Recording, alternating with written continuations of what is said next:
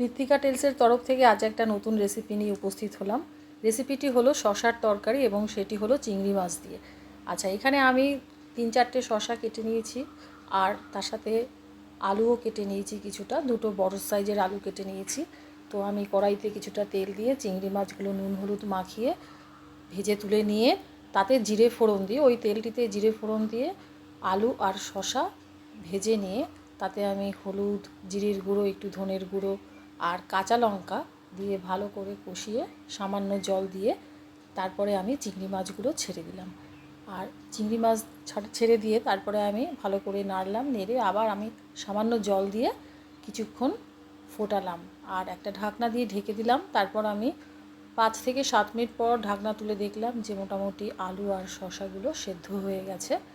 তো এরপর আমি সামান্য চিনি দিলাম, তারপর এর মধ্যে কিছুটা ধনেপাতা ছড়িয়ে দিলাম। আপনারা চাইলে ধনেপাতা না দিয়ে ভাজা জিরের গুঁড়ো দিতে পারেন, খুব ভালো লাগবে বন্ধুরা, খেয়ে দেখবেন একবার।